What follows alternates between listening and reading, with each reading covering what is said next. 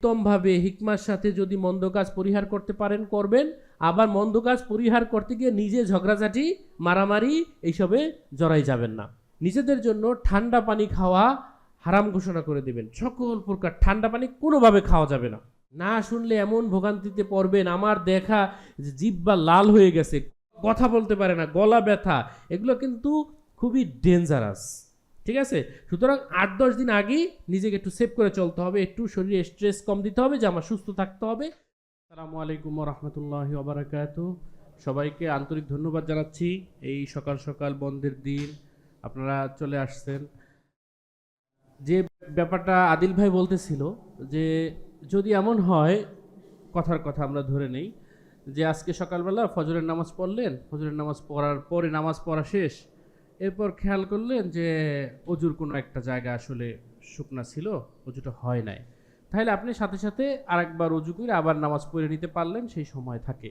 কিন্তু সেই একই সাথে রোজা, মনে করেন রোজা রাখতে গিয়া আপনার মনে হলো যে সময়ের অনেক পরে খাইয়ে ফেলছেন, ভুলে খাইয়ে ফেলছেন, অথবা কুলি করতে গিয়া মানে পানি খেয়ে ফেলছেন, মানে মুখের ভিতরে পানি চলে গেছে, তাহলে কি যে রোজার বাকি দিন ওইরকম থাকতে হবে, ওই সময়টা রোজাটা রাইখে দিতে হবে অনিচ্ছাকৃত ভুলের কারণে। কিন্তু হজ কিন্তু আসলে এরকম করা যায় না, চাইলেই করা যায় না, টাকা পয়সা থাকলেও করা যায় না। একে তো সময়, আমরা যারা এই বয়সে আসছি সবাই ব্যস্ত, চাইলেই এরকম দ্বিতীয়বার সময় অ্যারেঞ্জ করা সম্ভব হয় না। আর হজ তো এখন অনেক ব্যয়বহুল, 7 লাখ 8 লাখ টাকা লাগে, সেটাও দ্বিতীয় ব্যাপার, সময় ব্যাপার, পরিবার পরিজন নিয়ে ব্যাপার। আর সবচেয়ে আরেকটা বড় ব্যাপার হলো পরিশ্রম, অনেক পরিশ্রম। সুতরাং প্রস্তুতি লাগবে, যথাযথ প্রস্তুতি লাগবে, কারণ এইখানে দ্বিতীয়বার চান্স নেওয়ার সুযোগ খুবই কম। সুতরাং আপনার প্রথম থেকে জানতে হবে যে আমার কি করতে হবে। ঠিক আছে, আমি মোয়াল্লেমের সাথে আছি, কিন্তু হজটা তো আসলে মোয়াল্লেমের না, হজ হলো আমার নিজের হজ। সুতরাং প্রত্যেকটা দিন প্রত্যেকটা ব্যাপারে আমার নিজের A to Z জানতে হবে। এর ফলে তো আসলে কনফিডেন্সও আসে। আপনি একটা জিনিস দেখবেন যে কোনো পরিচিত রাস্তার দূরত্ব কম মনে হয়, মানে পরিশ্রম কম হয়। একই পরিমাণ রাস্তা, এই রাস্তাটা যে চিনে না তার জন্য অনেক বেশি পরিশ্রম হয়, আর যে চেনে তার জন্য কিন্তু পরিশ্রম কম হয়। সে জানে যে এই বাঁকের পরই ওই বাঁক, তারপরে ওই মোড়, এরপর আমার গন্তব্য, তার জন্য সহজ হয়ে যায়। সুতরাং এই প্রস্তুতিটা খুব ইম্পর্টেন্ট। আপনাদেরকে আল্লাহ তার ঘরের হজের জন্য কবুল করছেন, সুতরাং এই প্রস্তুতিগুলো খুব প্রস্তুতি নেওয়া যাবেন।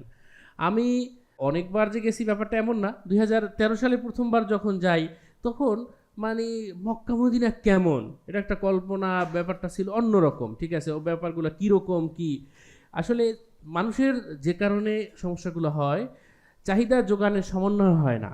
মানুষ মনে করে একভাবে, আবার ওইখানে যাওয়ার পর ব্যাপারটা সম্পূর্ণ ভিন্ন হয়, এর ফলে বিরাট কেওয়াজ হয়। আল্লাহ হজের আয়াত যেখানে সূরা বাকারায় বলছেন, ওখানে আল্লাহ বলছেন ফালা রফাসা ওয়ালা ফুসুকা ওয়ালা জিদালা ফিল হজ, হজে ঝগড়া নাই, পাপাচার নাই, আর হলো অশ্লীলতা নাই। ঠিক আছে, মানুষকে সাবধান করছেন যে তোমরা যারা হজের নিয়ত করতেছো এটা কিন্তু করা যাবে না। এটা প্রচুর হয়, প্রচুর হয়, প্রচুর হয়। আমি আমার অভিজ্ঞতায় মিনার তাবুতে মারামারি পর্যন্ত দেখছি, যে এহরাম পরা অবস্থায় মারামারি পর্যন্ত দেখছি। সুতরাং যদি যথাযথ প্রস্তুতি না নিয়ে যান, তাইলে আপনাদের কিন্তু অনেক ভোগান্তি হবে। প্রস্তুতির ব্যাপারগুলো যদি এখনও মাইন্ডসেট যদি ওইভাবে তৈরি করতে পারেন এবং যথাযথ প্রস্তুতি নিতে পারেন, ইনশাআল্লাহ আল্লাহ চায় তো সহজ হবে।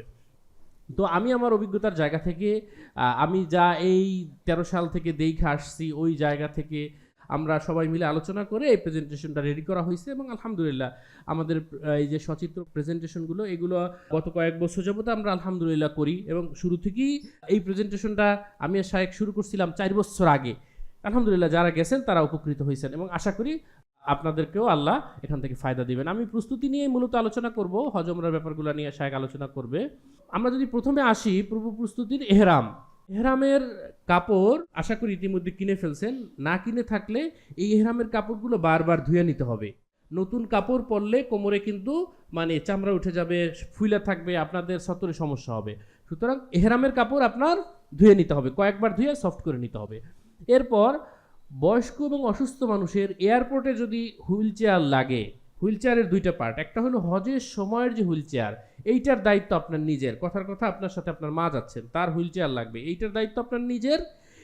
কিন্তু যদি এয়ারপোর্টে হুইল চেয়ার লাগে তাহলে মানে আসা যাওয়ার সময়, তাহলে এইটা এখনই এজেন্সিকে বলবেন, টিকিটের সাথে আলাদা করে রিকুইজিশন দিতে হয়। তো এইটা এখনই প্রস্তুতি নিতে হবে। স্মার্টফোন নিতে হবে, ঠিক আছে, স্মার্টফোন সবারই নিতে হবে। প্রচুর স্মার্টফোনের প্রয়োজন হয়। আপনারা জানেন যে গত 2 বছর যাবৎ, এই বছর মিলে 3 বছর হবে, নুসুক কার্ড, নুসুক হলো যে হজের যে পারমিশনের কার্ড, এটা খুবই বাধ্যতামূলক। এমনকি এটা প্রতিবার হারামে ঢুকতে চেক করে, প্রতিবার বাধ্যতামূলকভাবে হারামে চেক করে। গত বছর অনেক মানুষকে পুলিশ ধরে নিয়ে গেছে, অনেক মানুষকে ধরে নিয়ে গেছে, কথার কথা যে নুসুক কার্ড বাসায় রেখে গেছে, যথাযথ উত্তর দিতে পারতেছে না আরবিতে, পুলিশের সাথে ধরে নিয়ে গেছে, পুলিশের সন্দেহ হয়েছে, অবশ্য পরে ছাইড়া দিছে, কিন্তু একটা তো বড় বিরাট ভোগান্তি হয়েছে। এখানে নুসুক কার্ডের বিপরীত হিসাবে নুসুক অ্যাপের ভিতরে ওই হজের অনুমোদনটা থাকে। সুতরাং আপনি কার্ড না থাকলেও আপনার নুসুক ওই অ্যাপ থেকে আপনি এটা দেখাইয়া পার পাইতে পারবেন, ঠিক আছে। আবার নুসুক কার্ড তো হারাই যাইতে পারে, হারাই গেলে 2 দিনের একটা ভোগান্তি থাকে, আবার 2 দিন লাগে ওইটা আবার মানে প্রিন্ট হয়ে আবার হয়ে আসতে। আপনাদের আমি সামনে আলোচনা করব যে গুগল ম্যাপ, বিশেষ করে ম্যাপসের যথাযথ ব্যবহার করতে হবে। আপনার সাথে যদি আপনার মা থাকে, বাবা থাকে, যে কথার কথা সে গুগল ম্যাপ ব্যবহার করতে পারে না, এটা কোনো সমস্যা নাই। তার সাথেও যদি একটা স্মার্টফোন থাকে, যদি ইন্টারনেট অ্যাক্টিভ থাকে, তাহলে আপনি তার সাথে স্থায়ীভাবে কিন্তু গুগলের ম্যাপ লাইভ লোকেশন শেয়ার করে রাখা যায়। তাহলে আপনি লাইভ লোকেশনটা শেয়ার করে রাখবেন আপনার ফ্যামিলি মেম্বারদের সাথে, তাহলে আপনি সবসময় দেখতে পারবেন যে তিনি কোথায় আছেন। হারাই গেছেন, কোনো সমস্যা নাই, আপনি ট্র্যাক করে ওই বরাবর চলে যাবেন। হারাই যাওয়া কিন্তু খুবই জটিল একটা ব্যাপার। 2-3 বছর আগে তৎকালীন ধর্মমন্ত্রী উনি হারাই গেছিলেন। হারাই যাওয়ার পর এটা নিয়ে খুব ট্রল হয়েছিল যে ওনাকে প্রায় 400 বা 500 জন ম্যানেজমেন্টের সরকারি পক্ষ থেকে যায়, তারপর 4 জন মন্ত্রী 6 ঘন্টা পর খুঁজে পাইছে। আসলে হারাই গেলে খুঁজে পাওয়া এত সহজ না, কিন্তু এই প্রযুক্তির ব্যবহারগুলো যদি যথাযথ করতে পারেন তাহলে খুবই সহজ। সুতরাং এইখানে লাইভ লোকেশন, গুগল ম্যাপের লাইভ লোকেশন শেয়ার করা, এটা খুবই একটা ইম্পর্টেন্ট ফিচার, সবাই মাথায় রাখবেন। আচ্ছা, তারপর ঔষধের ব্যাপারে 2টা জিনিস আমি বলবো, যে অতিরিক্ত কোনো ঔষধ কিনবেন না।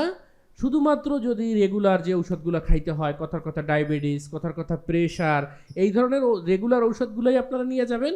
অতিরিক্ত যে ভাই এইরকম হইতে পারে, ওই রকম হইতে পারে, কাশি হইতে পারে, জ্বর হইতে পারে, অথবা এইরকম অ্যান্টিবায়োটিক নিয়ে যায়, এগুলোর কোনো প্রয়োজন নাই। মানে অযথা মানে নষ্ট হবে, ঔষধগুলো নষ্ট হবে। প্রয়োজনীয় ঔষধগুলো 2টা পার্টে নিতে হবে। একটা পার্ট হলো আপনার ট্রাভেল টাইমের ঔষধ, আর একটা হলো যে ওই সময় যে থাকবেন এইটার ঔষধ। ট্রাভেল টাইম মোটামুটি আপনাদের 24 ঘন্টার মতো লাগবে। বাংলাদেশে বাসা থেকে বের হইয়া আপনাদের সৌদি বাসায় গিয়া আপনার লাগেজ পাইতে মোটামুটি 24 ঘন্টা মিনিমাম সময়ের মতো মোটামুটি লাগবে, এর বেশিও লাগতে পারে। হজের লাগেজ ব্যবস্থাপনাটা একটু ভিন্নভাবে হয়। আপনারা যখন এয়ারপোর্টে ঢুকবেন তখন আপনাদের কাছ থেকে আপনাদের বুকিং লাগেজ ট্যাগ, এক ধরনের ট্যাগ লাগাবে, ট্যাগ লাগাই ওই লাগেজগুলো নিয়ে যাবে। নিয়ে যাইয়া এই লাগেজগুলো আলাদা ব্যবস্থাপনায় আপনার হোটেলের লবিতে পৌঁছাই দিয়ে আসবে। তো এইটা খুবই হয় যে এই লাগেজ, কিছু লাগেজ দেরি হয় যাইতে, 2 দিন 3 দিন পর্যন্ত যাইতে দেরি হয়। বাংলাদেশ থেকে মোটামুটি 1.25 লাখ হাজি যায়, এর মধ্যে 2-4 জন আর হারাই যায় না, ব্যাপারটাও কিন্তু এরকম না। সুতরাং এইখানে আমি বলে রাখি যে হজে কিন্তু দামি জিনিসপত্র নেবেন না, গয়না গাটি যে ধরনের আছে দামি জিনিসপত্র এগুলো নেবেন না। এমনকি আপনাদের রিয়াল যতটুকু দামি এগুলো সাথে রাখবেন, ঠিক আছে। তো যা বলতেছিলাম যে হাত ব্যাগে কি করবেন, এহরামের কাপড়, মনে করেন আপনার বাসা রামপুরায়, আপনি যখন হজ ক্যাম্পে তো সবার যাইতে হবে, ঢাকার যারা হাজি সবার হজ ক্যাম্পে যাইতে হবে, তাহলে আপনি কি করবেন, আপনার স্বাভাবিক মানে পাঞ্জাবি পায়জামা পরেই হজ ক্যাম্পে যাইতে পারেন, খুব সহজ হয় এটা। হজ ক্যাম্পে যাইতে হবে 8 ঘন্টা আগে, মোটামুটি 8 ঘন্টা আগে এজেন্সির পক্ষ থেকে বা সরকারের পক্ষ থেকে যাইতে বলে। এত আগে বাসা থেকে এহরামের কাপড় পরলেন, অথবা গাড়িগুড়িতে নোংরা হইতে পারে, ময়লা হইতে পারে, জরুরি না। সুতরাং আপনি পায়জামা পাঞ্জাবি পরে গেলেন, কিন্তু আপনার এহরামের কাপড়টা আপনার রাখতে হবে হাত ব্যাগে, ঠিক আছে। ওইখানে বৈশা আপনার বুকিং হয়ে যাওয়ার পরে মানে বোর্ডিংয়ের আগে আপনি আপনার পাঞ্জাবি পায়জামাগুলোকে আপনি হাত ব্যাগে রাখলেন, আর এহরামের কাপড়টা ওইখানে পরে নিলেন। তো আপনার এই বাসা থেকে বের হওয়ার পর পরবর্তী 24 ঘন্টা অথবা 48 ঘন্টার মধ্যে যে ঔষধগুলো খাইতে হবে, সেই ঔষধগুলো আলাদা করে কেটে কি করবেন, হাত ব্যাগে রাখবেন। আর বাকি পুরো মাস যে ঔষধগুলো খাইতে হবে সেগুলো লাগেজে রাখবেন, ঠিক আছে। আরেকটা জিনিস আমি আপনাদেরকে এখানে বলে দিই, আপনারা যারা সবাই তো হেলথ চেক আপটা করছেন, এই যে টেস্টগুলো এগুলো কিন্তু অনলাইন এন্ট্রি নিছে। এইগুলো আপনি আল্লাহ না করুন যদি আপনারা মানে সৌদিতে মক্কা মদিনায় যাওয়ার পরে অসুস্থ হয়ে যান, আল্লাহ সবাইকে সুস্থ রাখুন, সবাইকে ভালো রাখুন হজের সফরে। আসলে সুস্থ থাকা খুব ইম্পর্টেন্ট। হজে মানে আপনি ইবাদতে যদি মনোযোগ দিতে চান, সুস্থ থাকা অত্যন্ত অত্যন্ত জরুরি। মক্কা মদিনায় বাংলাদেশের সরকারি মেডিকেল ক্যাম্প হয়, 24 ঘন্টা চলে। একবার হজের শুরুর দিন থেকে মনে করেন ক্যাম্প এখন শুরু হয়ে গেছে, একবার সর্বশেষ ফ্লাইট পর্যন্ত চলবে। এই হজ ক্যাম্পে যাওয়ার পর আপনি আপনার পাসপোর্ট নাম্বার দেওয়ার সাথে সাথে আপনার ওই যে রিপোর্ট যেগুলো আছে প্রিভিয়াস রিপোর্ট সহ প্রেসক্রিপশন প্রিন্ট হয়ে যাবে। 24 ঘন্টা ডাক্তার থাকেন এবং খুবই সুন্দর চিকিৎসা। আপনার যে ধরনের অসুখ হইতে পারে তারা যথাযথ ট্রিটমেন্ট করবেন। তারা যদি না পারেন তাহলে তারা সৌদি হাসপাতালে রেফার করবেন এবং সম্পূর্ণ চিকিৎসা ইন্স্যুরেন্সের মানে এই যে ভিসার সাথে অটোমেটিক ইন্স্যুরেন্স হয়ে যায়, এটা কভার করবে, আপনাদের কোনো এক্সট্রা খরচও হবে না। তবে একটা জিনিস আমি আপনাদেরকে একটা ঔষধ মোটামুটি আপনাদেরকে অনুরোধ করব, যারা একটু মোটা বা আমাদের মতো একটু স্বাস্থ্যবান তারা ইট্রিয়াম 2.0 বা যে কোনো ফাঙ্গাসনাশক মলম এইটা আপনাদের লাগবে, কারণ প্রচুর হাঁটাহাঁটির ফলে গরম তো আবহাওয়া, উরুতে ঘা হয়ে যায়। এইটা আপনাদের লাগবে যারা একটু মোটা মানুষ, তারা এই ইট্রিয়াম 2.0 বা যে কোনো ফাঙ্গাসনাশক ফার্মেসিতে বলে একটা দুইটা নিতে পারেন। এইটা ওইখানেও দিবে, কিন্তু এটা যেহেতু লাগবে ওইখানে যাইয়ে আনার চেয়ে আপনি নিয়ে যেতে পারেন। ভেজলিন বলতে পেট্রোলিয়াম জেলি, আপনার হাত পা ফাটবে, এইটা সবার জন্য মাস্ট। তো আমি যা বলতেছিলাম যে অতিরিক্ত ঔষধ না নেওয়াই ভালো। আল্লাহ না করুন কোনো ধরনের অসুস্থতা যদি হয় তাহলে আপনি ওইখান থেকে এগুলা সরকারি মেডিকেল থেকে ক্যাম্প থেকে পাবেন ইনশাআল্লাহ। লাগেজের স্ট্যান্ডার্ড সাইজ লাগেজ যে কোনো লাগেজই নেওয়া যায়। যদি এক্স্যাক্ট বলতে হয় তাহলে 62 ইঞ্চি বুকিংয়ের জন্য, আর 45 ইঞ্চি হলো কেবিন লাগেজের জন্য। লাগেজ আপনারা নিতে পারবেন দুইটা 23 কেজির লাগেজ নিতে পারবেন, দুইটা 23 কেজির বুকিং লাগেজ আনতে পারবেন, 7 কেজির হাত ব্যাগ আপনারা নিতে পারবেন, আনতে পারবেন। এখন আর 32 কেজি হইলে একটা 32 কেজি দেয় না, সবই 23 কেজি হইতে হয়। এখানে আমি আপনাদেরকে একটা টিপস দিব, সেটা হলো যে আসলে যাওয়ার সময় তো কারোই দুইটা লাগেজ দরকার পড়ে না, ঠিক আছে? যত কম জিনিসপত্র নিয়ে যাওয়া যায় সেটাই হজের সফরের জন্য উত্তম। তাইলে আবার আসার সময় আত্মীয় স্বজন আছে, মেহমান আছে, তাদের জন্য খেজুর টেজুর এগুলো আনতে হয়। তো এইগুলোর জন্য আপনি যখন ওইখানে দুই ধরনের মনে করেন খেজুর কিনছেন 23 কেজি, তাইলে খেজুরের দোকানে যদি আপনি বলেন তাহলে ওরাই কার্টুন করে দিবে, কার্টুন করে র্যাপিং করে দিবে, একসাথে আপনি নিয়ে আসতে পারবেন। অথবা আপনি যদি নানান ধরনের জিনিসপত্র কেনেন তাহলে মুদি দোকানের সামনে একেবারে ফালানো কার্টুন পাওয়া যায়, যে মুদি দোকানে কার্টুন ফালাই দেয়, ওই দেশে ওইভাবে করে না। অথবা 5 রিয়াল 2 রিয়াল 5 রিয়ালে আপনি ভালো কার্টুন পাবেন, খুব সুন্দর সাইজের কার্টুন পাবেন। ওই কার্টুনে আপনি আপনার জিনিসপত্রগুলো ভইরা তারপর 5 রিয়ালে র্যাপিং কিনতে পাওয়া যায়, কস্টেপ কিনতে পাওয়া যায়, ওগুলো দিয়ে আপনি সুন্দর আনতে পারবেন, আপনার লাগেজের চেয়ে খুব ভালো কাজে দিবে। আসলে লাগেজগুলা হজের সফরে লাগেজ কেয়ার করা হয় না, মানে খুব অব্যবস্থাপনার সাথে এটা করা হয়, নষ্ট হয়ে যাবে। সুতরাং আমি আপনাদেরকে বলবো যে একটা লাগেজ নেন, আনার সময় দেখবেন যে সবাই কার্টুন আনতেছে, ঠিক আছে? তাহলে আর একটা লাগেজ নষ্ট না করা। লাগেজে আপনারা যখন হজ ক্যাম্পে যাবেন অনেকে দেখবেন যে রং দিয়ে নাম লিখতেছে, এটা অপ্রয়োজনীয়, লাগেজটা নষ্ট হয়ে যায়। এইটা থেকে বিরত থাকতে পারেন, তাহলে লাগেজটা হয়তো অন্য কার পারপাসে আপনি ব্যবহার করতে পারবেন। লাগেজ রশি দিয়ে বাঁধা যাবে না, লাগেজ রশি দিয়ে বাঁধলে কিন্তু বুকিংই নিবে না, কারণ রশি বাঁধলে ওই রশির সাথে অন্য লাগেজ আটকে যায়, ঠিক আছে? তাইলে আবার বলবে র্যাপিং করতে, সেটা আপনার এক্সট্রা খরচ হবে। আর হইলো যে রং দিয়ে নাম লেখার ব্যাপারটা তো বললাম। আচ্ছা, এইবার আমরা মানসিক প্রস্তুতি নিয়ে আমরা একটু আলোচনা করি। অন্যের কথাও ভাবতে হবে, মানে আপনি সফরে যাইতেছেন, অন্যের কথাও ভাবতে হবে, তার প্রেক্ষাপটটা ভাবতে হবে। সবচেয়ে বড় ভেজালটা কখন হবে? মনে করেন হজ ক্যাম্পে যখনই যাবেন, যাওয়ার পরই আপনি দেখতে পারবেন যে প্রথমে ঢুকেই সিরিয়াল। কিসের সিরিয়াল? লাগেজে ট্যাগ লাগাইতে হয় এক ধরনের, ওই ট্যাগ লাগানোর সিরিয়াল। এখন যদি এমন হয় যে কাছাকাছি সময় 4টা-5টা ফ্লাইট আছে, তাইলে এই সিরিয়াল বিশাল লম্বা হয়। 4টে-5টা সিরিয়াল মানে প্রায় 2000 মানুষ। তো 2000 মানুষের সিরিয়ালের পিছনে লাগেজ লাগানো, ওই ট্যাগের ভিতরে তারা হলো যে পাসপোর্ট নাম্বার দিয়া টিয়া, বিশাল সিরিয়াল। এখন আপনি আলহামদুলিল্লাহ বুদ্ধিমান মানুষ, আপনি যদি সিরিয়ালে দাঁড়াইছেন, এখন একজন গ্রামের মানুষ তিনি তো বোঝেন না, অথবা আপনি সিরিয়াল কিউ মেনটেন করে 1 ঘন্টা কিউ মেনটেন করে সামনে আসছেন, একজন দেখতেছেন পাশ দিয়ে ঢুকে যাইতেছে, একজন আরেকজনের বলতেছে যে ভাই আমার ট্যাগটা দাও। তখন এই অবস্থায় কিন্তু মাথা ঠান্ডা রাখতে হবে, ঠিক আছে? এইগুলো নিয়ে আমি সামনে আরও আলোচনা করব। তারপর অন্যর জন্য সহযোগিতার মন মানসিকতা থাকতে হবে। আপনি যখন অন্যর জন্য সহজ করতে চাইবেন তখন আল্লাহ আপনার পুরো সফর সহজ করে দিবেন। আপনি যদি চিন্তা করেন যে দেখেন আমাদের মানুষের সাধ্য সীমিত, তো এই সীমিত সাধ্যে যখন আমি আরেকজনের জন্য হেল্প করার চেষ্টা করব, তখন আল্লাহ আমার পুরো সফর সহজ করে দিবেন। এটা সব সময় মাথায় রাখতে হবে যে আমি অন্যের জন্য কীভাবে কাজে লাগতে পারতেছি। আমরা যারা যুবক আছি, কেউ একজন হারাই গেছে, কেউ একজন একটা ব্যাগ নিয়ে পারতেছে না, আমি যদি একটু তাকে হেল্প করি তাহলে তার সফরটা সহজ হবে। এটার জন্য কিন্তু বাংলাদেশেই জরুরি না, অন্য একজন ভাই, ঠিক আছে, আমার আরেক ভাই হজ করতে আসছে, সে কষ্ট হইতেছে, আমি যদি তার জন্য কষ্ট লাঘবের কারণ হইতে পারি, সেটা সবসময় আমাদের খেয়াল রাখতে হবে। এইটা ব্যাপারটা বলতেছিলাম যে লাইন আর লাইন, সিরিয়াল আর সিরিয়াল। আমি যদি বলি কি কি সিরিয়াল আছে ঢাকায়, বাংলাদেশের প্রথমে ঢোকার পরই লাগেজে ট্যাগ লাগানোর সিরিয়াল, বিশাল সিরিয়াল হবে। মানে এইটা যদি আপনাদের পাশাপাশি ফ্লাইট থাকে, এই ট্যাগ লাগাইলেন, ট্যাগ লাগানোর পরে এইবার হলো যে অপেক্ষা করার পর বোর্ডিং পাসের সিরিয়াল, বোর্ডিং পাসের সিরিয়াল দিলেন আপনার এয়ারলাইন্সে, ওই এয়ারলাইন্সে হয়তো পাশাপাশি কয়েকটা ফ্লাইট আছে, ভালো সিরিয়াল হয়।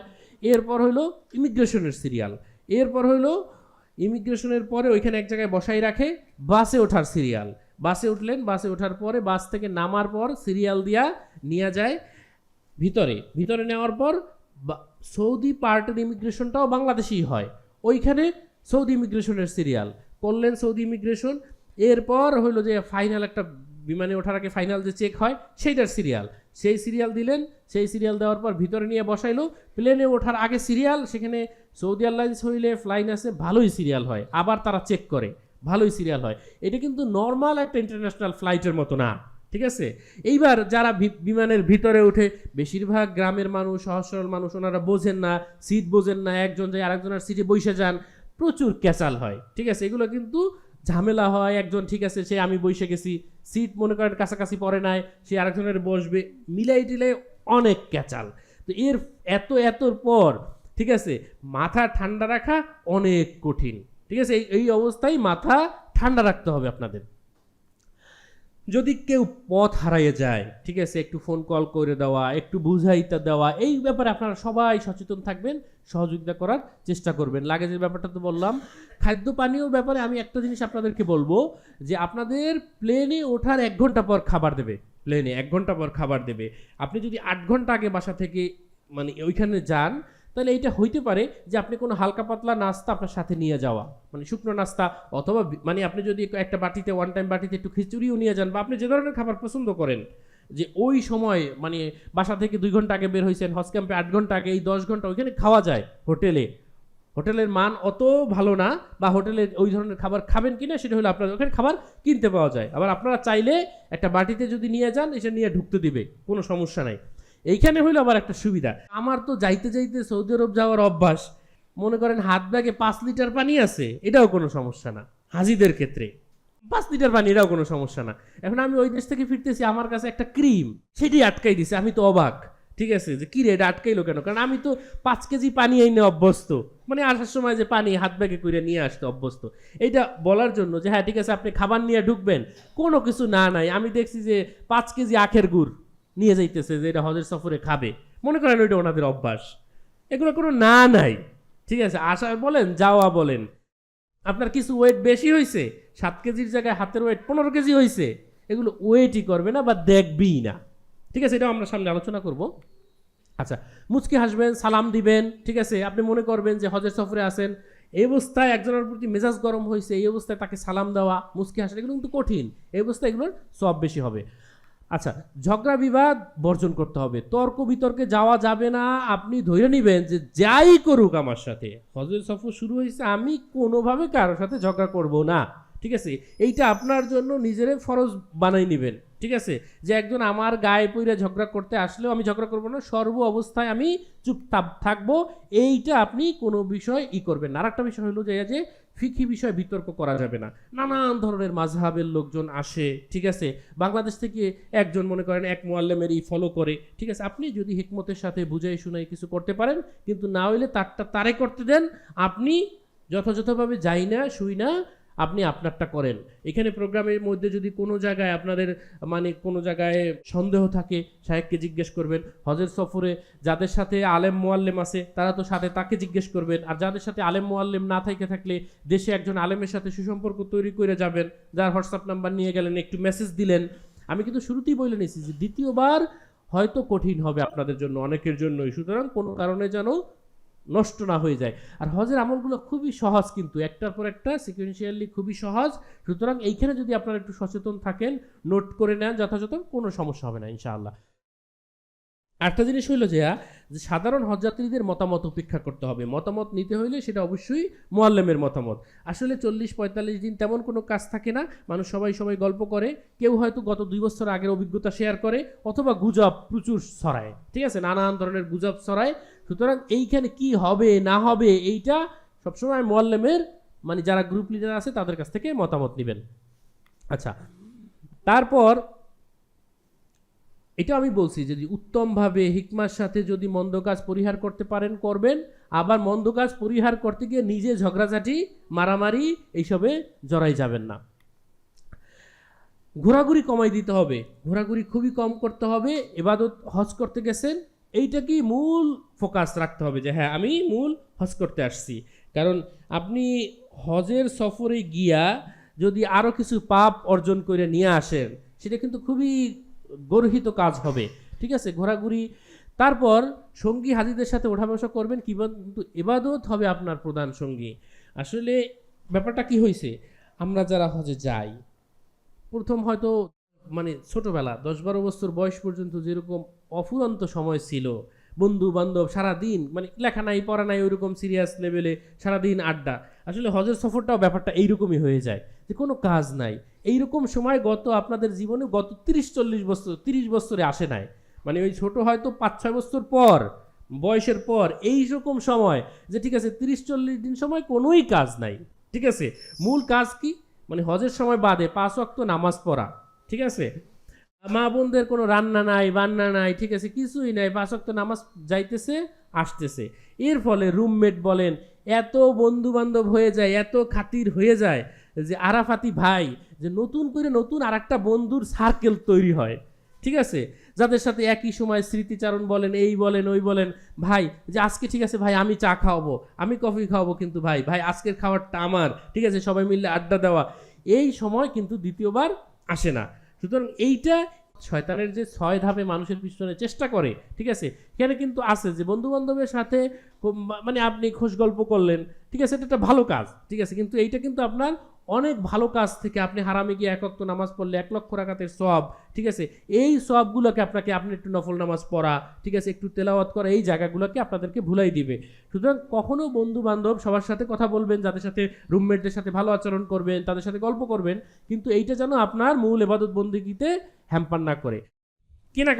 কেনাকাটার ব্যাপারে আমি বলবো যে কেনাকাটা তো আসলে বাংলাদেশের প্রেক্ষাপটে টুকটাক করতেই হয়, এটার জন্য টাইম বরাদ্দ রাখবেন, ঠিক আছে, যে এই দিন আমি কিনবো।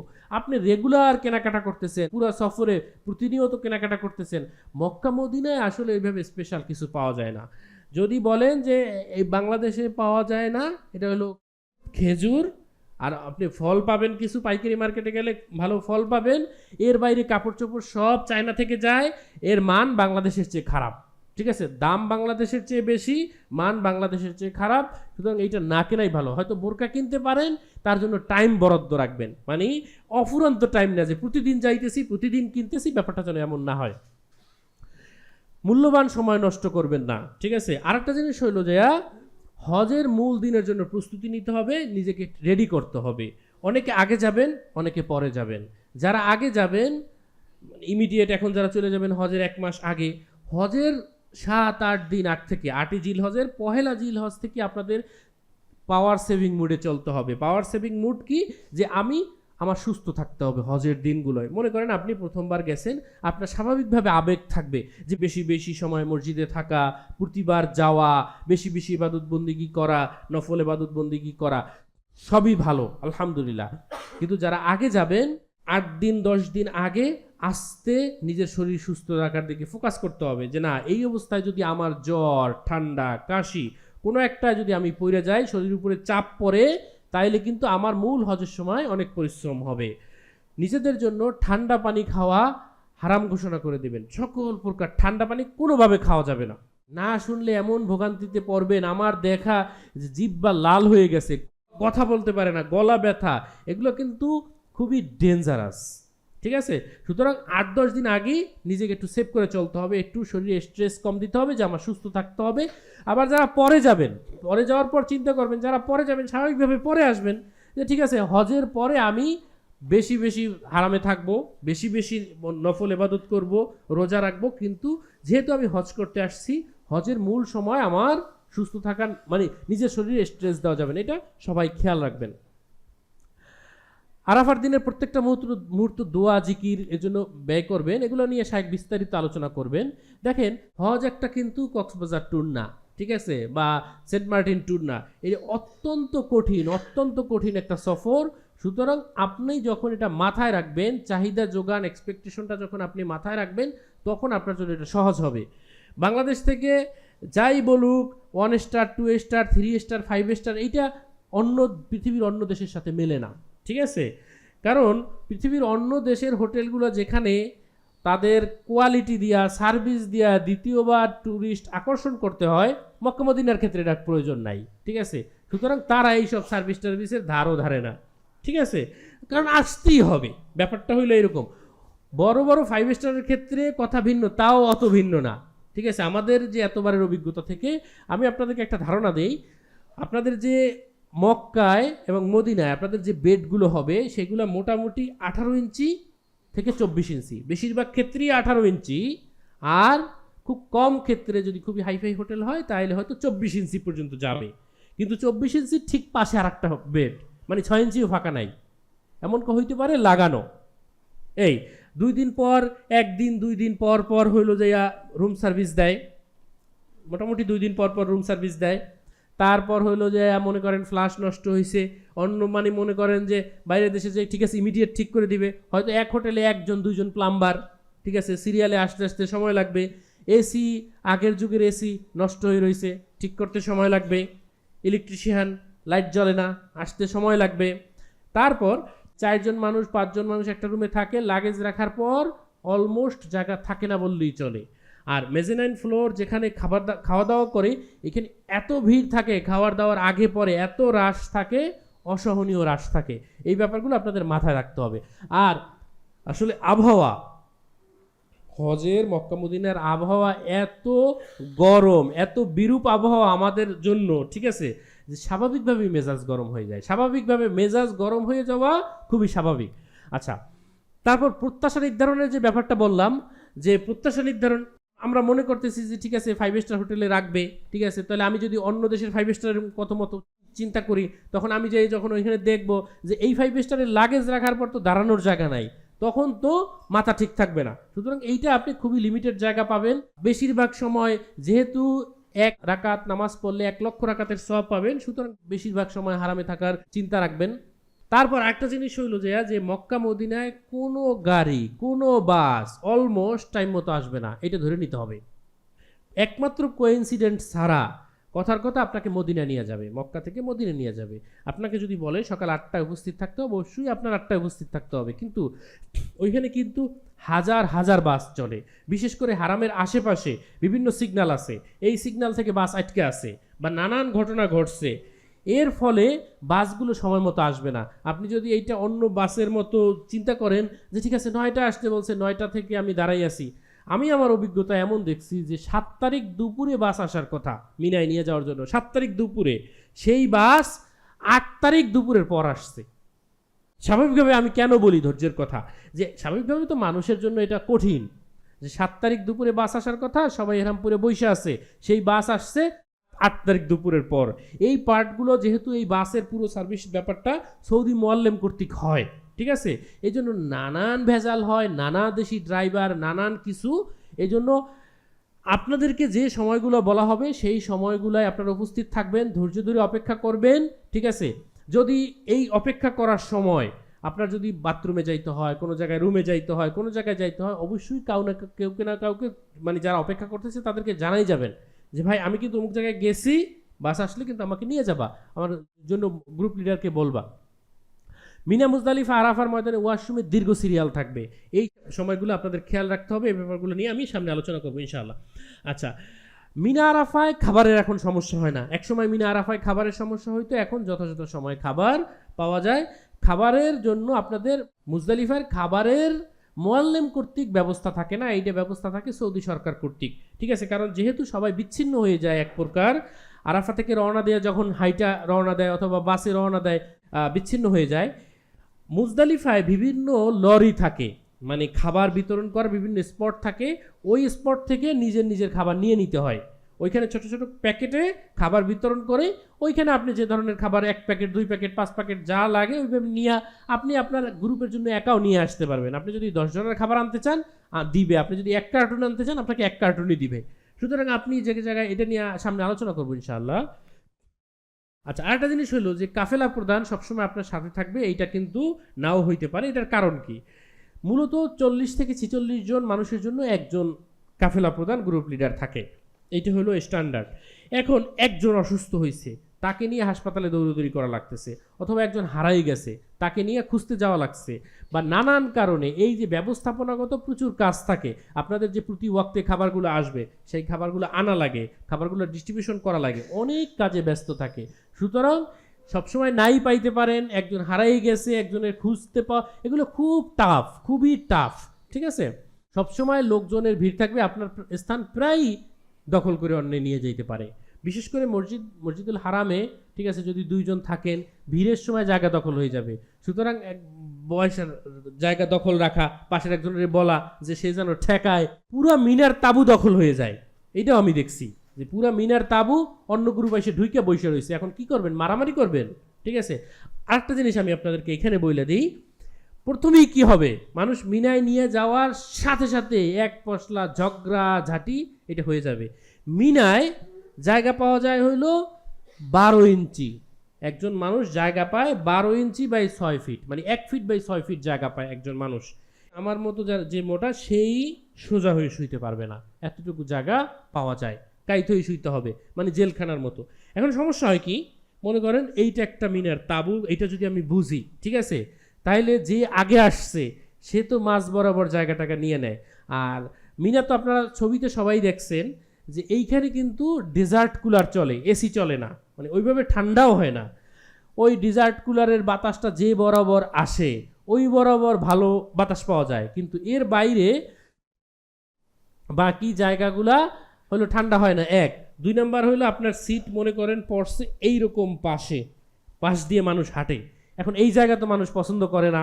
ঠিক আছে, তারপর হইলো যে নিজের সঙ্গী, মানে মনে করেন যে ফ্যামিলি মেম্বার, তার জন্য পাশে জায়গা পায় নাই। সব মিলে জায়গা 1 ইঞ্চি জায়গা মিনার তাবুতে 1 ইঞ্চি জায়গা ফাঁকা থাকে না। মানে মনে করেন যেখান দিয়ে হাঁটবে ওইখানেও মানুষ আছে, ওইখানেও মানুষ মানে হাঁটাচলা করে। সুতরাং এইখানে আপনি জায়গা নিয়ে প্রচুর ক্রাইসিস হবে, ঝগড়াঝাটি এক পশলা হয়ে যাবে। আসলে একটুখানি সময় পরই মানুষ হাঁটাচলা শুরু করে, জায়গাটা খালি হয়ে যায়, মানে ওইভাবে আর এটা থাকে না। সবাই মনে করেন আপনি শুয়েছেন, পাশের জন্য আসলে শুয়ে নাই, সে হয়তো বসে আছে, অথবা একটু বাথরুমে গেছে, একটু বাইরে গেছে। সুতরাং এই অবস্থায় ধৈর্য ধরা। একই জিনিস আরাফায় যাওয়ার পরও হবে, জায়গা কিন্তু সেম, 1 ফিট বাই 6 ফিট। এই জায়গা নিয়ে মানে কেওয়াজ না করা, কারণ এখানে তো আমরা থাকতে যাই না। 8 তারিখের পরে 10 তারিখ যখন আবার মিনায় ফেরত যাবে মানুষ, ঠিক আছে, বিশ্বাস করেন 100 জনে 4 জন মানুষ ফেরত যায় না। বাংলাদেশি প্রেক্ষাপটে এখন হয়তো 100 জনে 10 জন ফেরত যায়। যে একটা তাঁবুতে যদি 100 জন থাকে, বাংলাদেশের এটা বাস্তবতা, সাইকেলগুলো নিয়ে আলোচনা করবেন, যে মিনায় আসলে পরিশ্রম হয়, ফেরতই যায় না। ঠিক আছে, তখন পুরো তাঁবুই আপনাদের। মূলত কষ্ট হয় 8 তারিখ যাওয়ার ইমিডিয়েট, 7 তারিখ মানে 7 তারিখ রাতে অথবা 8 তারিখ সকালে যাদেরকে নিয়ে যায়, যাওয়ার ইমিডিয়েট পরপরই একটু কষ্ট হয়, এরপর কোনো কষ্ট থাকে না। আচ্ছা, তারপর ধৈর্য ধরতে হবে, অভিযোগ পরিহার করতে হবে, সর্বোচ্চ ধৈর্য ধরতে হবে। যে অভিযোগ পরিহারের ব্যাপারটা, যে যতটা না অভিযোগ করা যায়। অভিযোগের ব্যাপারটা আমি আপনাকে বলি, যে এজেন্সি যদি আপনার সাথে কমিটমেন্ট না রাখে, কমিটমেন্টের মেজর পার্টটাই হলো হোটেল নেওয়া। যে কথার কথা আপনাকে হোটেল বলছিল এই জায়গায় দিবে, বলছিল 500 মিটারে দিবে, এখন আপনাকে 3 কিলোমিটার দূরে রাখতে হবে, এইটা একটা ভ্যালিড অভিযোগ। ঠিক আছে, আবার হোটেলের মান যেটা বলছে সেইটা দেয় নাই, এইটা একটা ভ্যালিড অভিযোগ। কিন্তু এর বাইরে বাকিগুলো মূলত সরকার কর্তৃক নির্ধারিত হয়। কোনো মানুষের মনে করেন বাস দেরি করে আসছে, এইটা আসলে দায় এজেন্সির না, এটা সৌদি মোয়াল্লেমের। কারো ভিসা হওয়া সম্ভব না, মানে ওই সৌদি পার্টের সব খরচ দেওয়া ছাড়া। আপনাদের তো আলহামদুলিল্লাহ সবাই ভিসা হয়ে গেছে, এটা হওয়াই সম্ভব না। সুতরাং এইখানে আপনার সাথে যদি এজেন্সি কমিটমেন্ট না রাখে, আপনি সৌদিতে বলেন, বাংলাদেশে আইসা বলেন, আপনি যদি হজ মন্ত্রণালয় অথবা হজ অফিসে যদি আপনি অভিযোগ করেন, লিখিত অভিযোগ করেন, যথাযথ ব্যবস্থা গ্রহণ করা হয়। বিশাল জরিমানা থেকে শুরু করে হজের লাইসেন্স স্থগিত থেকে শুরু করে নানা কঠোর ব্যবস্থা নেওয়া হয়, ঠিক আছে। কিন্তু অন্য যে ফ্লাইট ক্যান্সেল হয়েছে, ফ্লাইট ডিলে হয়েছে, এই ব্যাপারগুলো এজেন্সির হাতে থাকে না, ঠিক আছে।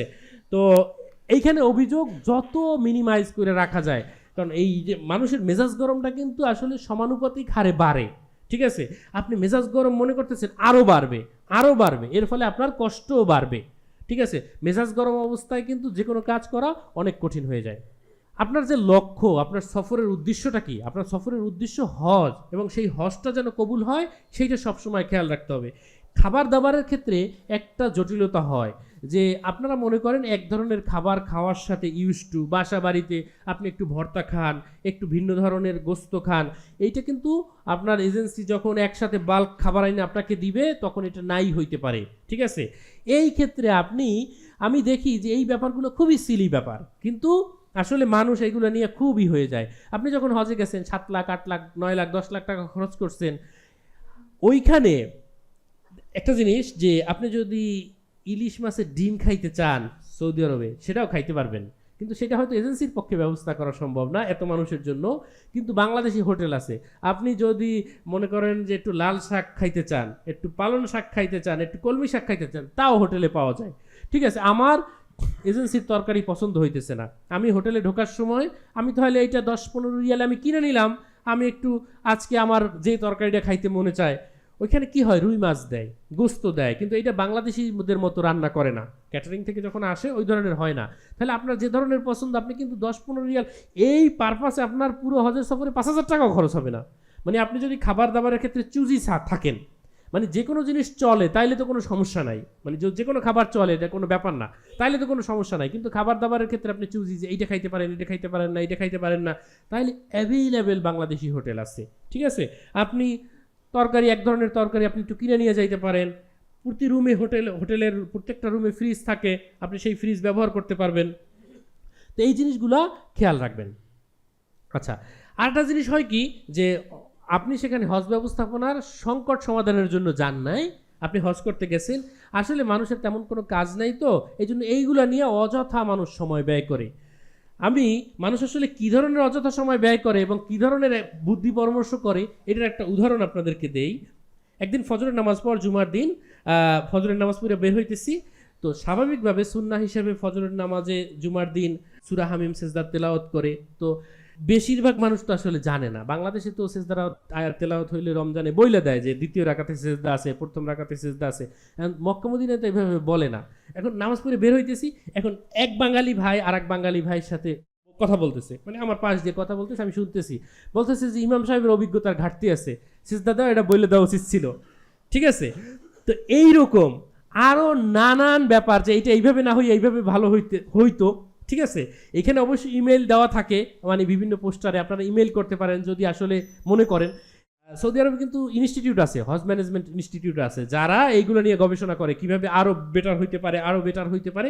সুতরাং আপনারা আপনাদের ব্যাপারটা নিয়ে ফোকাস থাকেন, ঠিক আছে, যে হজ করতে গেছেন। সর্বশেষ অন্য ব্যাপার, যে আপনার কাফেলাকে অন্য কাফেলার সাথে তুলনা করবেন না, এটা কোনোভাবে তুলনা করবেন না। এই তুলনা করা আপনার কষ্ট বাড়াবে বইকে আর কিছুই করবে না। সোহাগ ভাই কয়দিন আগে একটা কথা বলতেছিল যে মানুষের সাথে দেখা হইলি যে ভাই আপনার নাম কি, এরপর পরের কথাটা কি জিজ্ঞেস করে যে ভাই আপনি কি করেন, ঠিক আছে। তো যদি বলে যে আমি কি করেন মানে হইলে আমি ভাত খাই, তার মানে কি এটা জানতে চাইছে? না, জানতে চাইছে যে আপনি টাকা কিভাবে ইনকাম করেন, এইটাই মূলত জানতে চায় দ্বিতীয় কথাটা। মক্কা মদিনার ক্ষেত্রে ব্যাপারটা কি হয় যে ভাই দ্বিতীয় কথাটা, প্রথম কথা দ্বিতীয় কথা, ভাই কত টাকায় আসছেন, কোথায় রাখছে, কাজ নাই তো তেমন কোনো, মানে মনে করেন যে নামাজ পড়া বইসা আসি, আসরের নামাজ 3টে 3:30টায় হয়ে যায়, এরপর মাগরিবের নামাজ 6টা 6:30টায়, এরপর এই 3-4 ঘন্টা বাসায়ও কেউ যায় না স্বাভাবিকভাবে। দুঃখজনকভাবেও এটা সত্য যে বাংলাদেশি বেশিরভাগ হাজি সাহেবরা কোরআন ফ্লুয়েন্টলি পড়তে পারেন না, আর কোরআন কিন্তু ফ্লুয়েন্টলি পড়তে না পারলে বিরক্ত লাগে, ঠিক আছে। এই জন্য কিন্তু ডাবল সওয়াব, যারা মানে কোরআন পড়তে গেলে বাদে, তারা যদি তেলাওয়াত করে তাহলে কিন্তু রাসূল সাল্লাল্লাহু আলাইহি ওয়াসাল্লাম বলছেন ডাবল সওয়াব, ঠিক আছে। তাইলে যেহেতু ভালো লাগে না পড়তে, এই জন্য এইবার গল্প স্বল্প, অন্য ভাই বাড়ি কোথায়, কবে আসছেন, কবে যাবেন, কত টাকায় আসছেন, কোথায় রাখছে।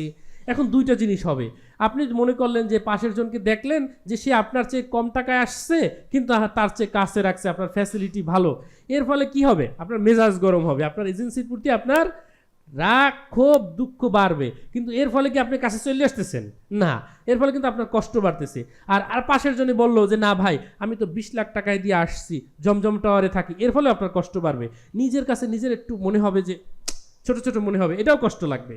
সুতরাং আসলে আপনি আসছেন আপনার তকদিরে যেখানে লেখা ছিল। আমি তো শুরুতেই বলে নিছি যে এজেন্সি আপনার সাথে কমিটমেন্ট রাখে নাই, সেটার অভিযোগ অবশ্যই আপনি দিবেন, যে হোটেল কোন জায়গায় দিবে এই ব্যাপারে আপনার কমিটমেন্ট না রাখলে সেই অভিযোগ আপনি অবশ্যই দিবেন, কিন্তু অন্যর সাথে তুলনা করতে গেলে আপনার কষ্ট বাড়বে। ঠিক আছে, তুলনা না করা, মাইন্ড সেট করে যাবেন যে না আমি কাউরে জিজ্ঞেস করবো না, এটা জিজ্ঞেস করা দিয়া কিছু যাবে আসবে না, কিছুই যাবে আসবে না, কষ্ট বাড়বে সর্বাবস্থায়। যা আছে সন্তুষ্ট থাকতে হবে, মনে রাখতে হবে প্রত্যেকের হিসাব আলাদা। আপনারা যখন দেখবেন যে আফ্রিকানরা মিনে তাবু পাইতেছে না, আমি কেন পাইতেছে এটা আমি জানি না, কারণ হজ ভিসা হইলে সবাই থাকতে হয়, এদের হয়তো অনেক দূরে, এই জন্য দেখবেন যে রাস্তাঘাটে শুয়ে আছে বৈশা আছে। ঠিক আছে, কৌশলী হইতে হবে, সব জায়গায় কৌশল অ্যাপ্লাই করতে হবে। তাওয়াফের জন্য সর্বোত্তম সময় বাইছে নিতে হবে। দেখেন বাংলাদেশিদের জন্য কৌশল আর আফ্রিকানদের জন্য কৌশল কিন্তু সেম না।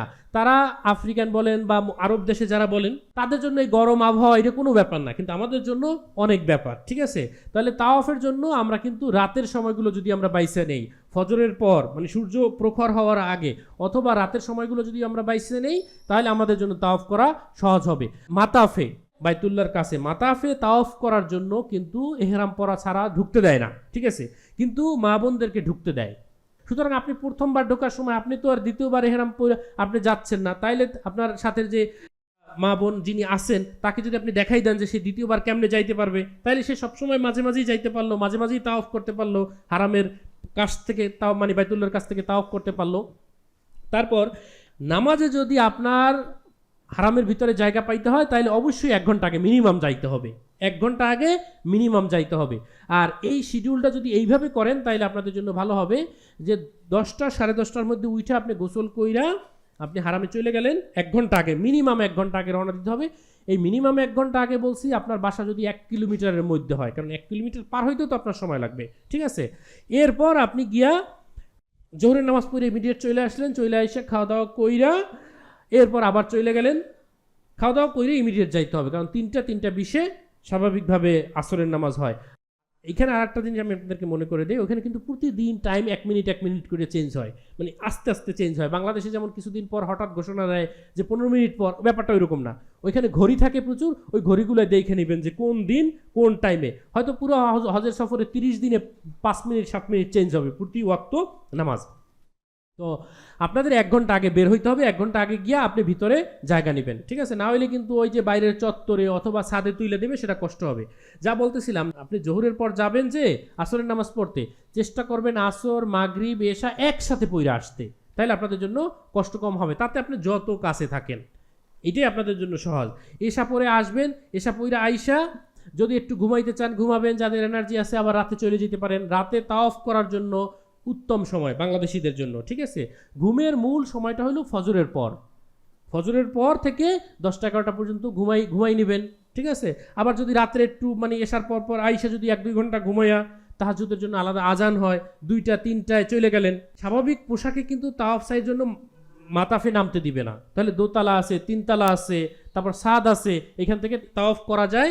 এবং একটা জিনিস যে আমি কোনো অবস্থায় রাগ করব না, এইটা আপনি নিজের জন্য অবশ্যম্ভাবী করে নেবেন যে না আমি যাই ঘটুক আমি কোনোভাবে রাগ করব না, আমি আমার হজের ইটাকে নষ্ট করব না। সর্বাবস্থা ইতিবাচক থাকতে হবে, আল্লাহর কাছে বেশি বেশি ধৈর্যের জন্য দোয়া করতে হবে, আর সবসময় মাথায় রাখতে হবে যে আল্লাহ কি আমার হজ কবুল করবেন, আর হজ্জে মাবরুরের একমাত্র পুরস্কার হলো জান্নাত। সুতরাং এই দিকে আপনি খেয়াল রাখবেন। আচ্ছা, এবার শারীরিক প্রস্তুতি, শারীরিক হজ হলো শারীরিক প্রস্তুতির নাম, অনেক কঠিন পরিশ্রম।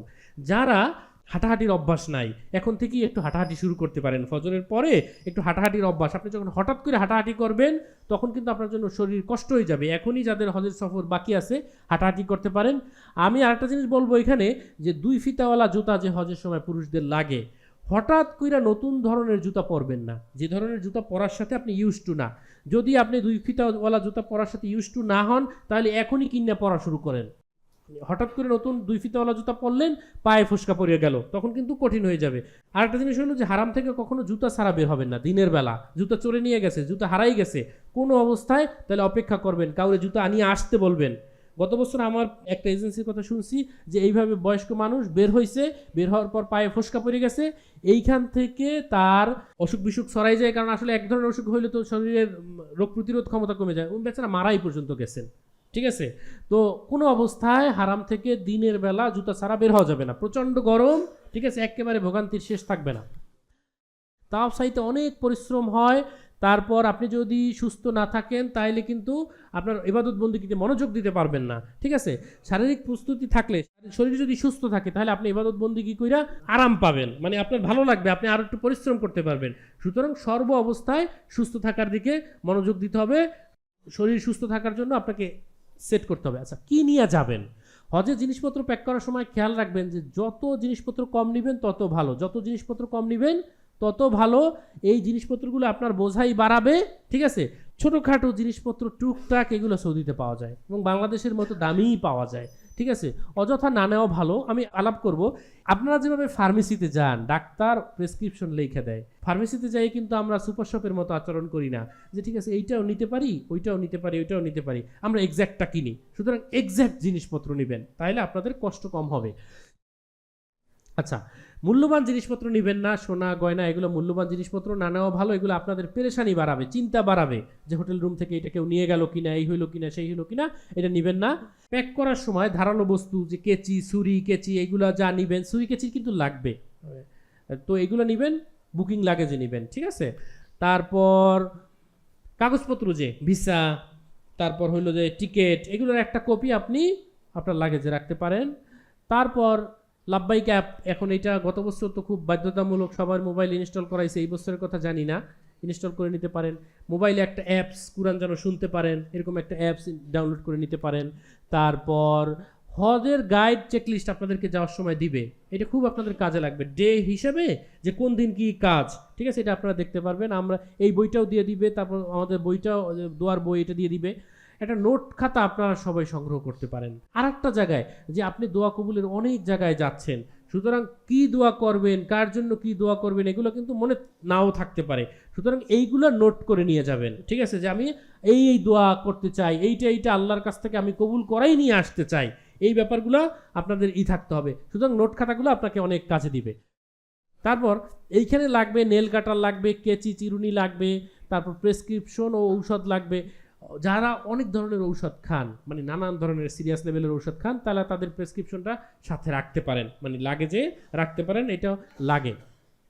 তারপর তাওয়াফের জুতা, 2 ফিতাওয়ালা জুতা এখন হইলে এখনই কিনা পরা শুরু করবেন। ঠিক আছে, আর সবাই অবশ্যই 2 জোড়া জুতা নেবেন, কারণ জুতা অনেক সময় হারাই যাইতে পারে, ওখানে ভোগান্তি হবে। যদিও কিনতে পাওয়া যায়, তবু 2 জোড়া নিয়ে যাওয়া উত্তম। আচ্ছা, আরামদায়ক শালীন পোশাক, মানে যে পোশাকগুলো আপনি পরার সাথে আপনার জন্য আরামদায়ক, সেইগুলা, অনেকেই জুব্বা কিনতে চান যে সৌদি গিয়ে 2টা জুব্বা কিনবো, তাহলে ওই 2টাও রাখবেন যে ঠিক আছে ওই 2টা কাপড় বাংলাদেশ থেকে না নেই, ঠিক আছে, ওইখানে যাই ইমিডিয়েট কিনে ফেলবো, পরা শুরু করব। এটাও একটা মানে তাহলে বোঝা বাড়লো না, ঠিক আছে, কষ্ট কম হইলো। সৌদিতে বাতাসে হিউমিডিটি কম থাকার কারণে কাপড় কিন্তু বাংলাদেশের মতো এত সহজে নোংরা হয় না। ঠিক আছে, মানে একটা কাপড় 4 দিন 5 দিন খুব ইজিলি পরা যায়। ঠিক আছে, সুতরাং অনেক কাপড় চোপড় লাগে না। তারপর মা বোনদের জন্য তাদের স্বাভাবিক আরামদায়ক পোশাক, এইখানে নাইলনের বা লিলেন এই টাইপের পোশাক না পইরা যেগুলো আরামদায়ক সেগুলো পরলে ভালো হয়। মদিনায় আসলে শীত ওরকম নাই, রুমে কম্বল দেয়। ঠিক আছে, মক্কা মদিনায় 2 জায়গায় তো রুমে এসি চলে, কম্বল দেয়, সুতরাং জ্যাকেট লাগে না। তারপর তাওয়াফ সাইজের জন্য জুতার কথা তো বললাম। তারপর হলো এহরামের তোয়ালে অথবা কাপড়, এটা তো নিবেন, বেল্ট নিবেন, স্যান্ডেল নিবেন, এরকম একটা ব্যাগ নিতে পারেন। আর এহরামের যে এই ব্যাগটা, বিশেষ করে এই যে এই ব্যাগটা, এইটার মধ্যেই আসলে টুকটাক কিছু টাকা পয়সা, মোবাইল রাখা যায়। ঠিক আছে, এটা রাখতে পারবেন। তারপর এইখানের ব্যাপারটা, এই যে 3টা জিনিস দেখানো হয়েছে, এইখানের যে বালিশ, এটা কোথায় কাজে লাগে? মুজদালিফায় কাজে লাগে। ঠিক আছে, তো মুজদালিফায় আমি এইটা না নেওয়ার চেয়ে আপনারা এক কাজ করতে পারেন, যদি একা যান, বাসার সবচেয়ে পুরাতন যে বিছনা চাদর আছে এইটা নিয়ে যেতে পারেন। যদি 2 জন থাকেন তাহলে 2টা সিঙ্গেল চাদর এইভাবে নিয়ে যাবেন, পুরান তাও, ঠিক আছে। এরপর আপনি কি করবেন, যখন 8ই জিলহজ যখন মিনার উদ্দেশ্যে রওনা দিবেন, তখন 2 ফিতাওয়ালা ব্যাগ আছে না, যে জুতা নেওয়ার যে 2 ফিতাওয়ালা যে ব্যাগগুলো, ওই ব্যাগের ভিতরে যদি একা হন তাহলে একটা বিছনা চাদর, আপনার এহরামের কাপড় তো 1 সেট পরা আছে, আর একটা এহরামের কাপড়, আর সাথে যদি আপনার মা বোন থাকে তাহলে সে তো 1 সেট কাপড় পরে যাইতেছে, আর 1 সেট কাপড় আর একটা এক্সট্রা হিজাব, এইটা আপনি আপনার ওই 2 ফিতাওয়ালা ব্যাগে নেবেন। এর চেয়ে বেশি কিছু মিনা মুজদালিফা আরাফার জন্য লাগে না। আপনি যা অতিরিক্ত নেবেন তাই আপনার বোঝা হবে, তাই কষ্ট হবে, ঠিক আছে। তো মিনায় যখন ঘুমাবেন তখন কি করবেন, ওই বিছনার চাদরটা বিছাইয়া ওই যে ব্যাগের ভিতরে তো অন্য 1 সেট কাপড় আছে অথবা 1 সেট এহরামের কাপড় আছে, ওইটাই আপনি বালিশ বানায় ঘুমাইয়া পরের দিন সকালে ওই বিছনার চাদর ওইখানেই বিদায় চলে আসবেন। তাহলে এর ফলে আপনার জন্য সহজ হবে, তাইলে এইটা লাগবে না, ঠিক আছে। এটা কষ্ট। ছাতা নিতে পারেন, অথবা সৌদিতেও প্রচুর পরিমাণ ছাতা হাদিয়া পাওয়া যায়। তারপর সানগ্লাস, যাদের পরার অভ্যাস আছে সানগ্লাস নিতে পারেন। যাদের পাওয়ার চশমা আছে, ঠিক আছে, তাহলে কিন্তু এক্সট্রা একটা পাওয়ারের চশমা নিতে পারেন, কারণ ভিড়ের কারণে ভেঙে যাইতে পারে। এটার জন্য আপনাদের একেবারে এমন যদি হয় যে হ্যাঁ পাওয়ারি চশমা, আমি এটা ছাড়া চলতে পারি না, তাহলে অবশ্যই একটা নিয়ে যাওয়া উচিত। মসজিদে জুতা ব্যবহারের জন্য যে ছোট 2 ফিতাওয়ালা ব্যাগ ব্যবহার করবেন, এই সেম ব্যাগটাই আপনারা নিয়ে যাইতে পারবেন মিনা মুজদালিফার জন্য। এই ব্যাগটা যেটা কাপড়ের না, এটা তো ওই যে প্লাস্টিক টাইপের, এগুলো কিন্তু মিনা মুজদালিফার সময় পিঠ ঘামাইয়ে যায়, ঘামাই গিয়ে এইটা পিঠের সাথে লাগে, খুবই খারাপ লাগে, মানে ঘাম ঝরে, কষ্ট হয়, ঠিক আছে। মেয়েদের জন্য এরকম একটা ব্যাগ নিতে পারেন মোবাইলটা রাখার জন্য, ঠিক আছে। ছোট যে ব্যাগ আছে পাথরের, ঠিক আছে, এটা নিতে পারেন। আমার স্লাইড একেবারে শেষের দিকে। হাতে সময় নিয়ে হজ ক্যাম্পে যাবেন, তারপর ওইখানে এক ধরনের ট্যাগ লাগায়, ওই ট্যাগের সিরিয়ালটা অবশ্যই এনশিওর করতে হবে, লাগবে। বাংলাদেশ ইমিগ্রেশনটা হবে এই ব্যাপারে খুব মানে সহযোগিতাপূর্ণ, হাজী সাহেবদের কাছে সাথে সবাই সহযোগিতাপূর্ণ, এখানে কোনো সমস্যা নাই। প্রয়োজনীয় খাবার, পানি, ঔষধ সাথে রাখতে হবে। যে হজ ক্যাম্পে আমি সৌদিতে গিয়ে পৌঁছানোর আগ পর্যন্ত যে ধরনের ঔষধ লাগবে, যেগুলো লাগবে এগুলো আপনার সাথে রাখবেন। সৌদির ইমিগ্রেশনটাও বাংলাদেশেই হবে।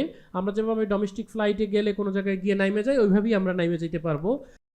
তো প্লেনে নামাজ আদায় করতে হবে, এই ব্যাপারটা আমরা হজের মতো সর্বোচ্চ লেভেলের ইবাদত বন্দেগী করতে যাইতেছি। সুতরাং আপনারা সবাই তো জানেন যে কখন ফ্লাইট, কখন নামাজটা কিভাবে পড়তে হবে, শিডিউল রাখতে হবে, মাথায় রাখতে হবে।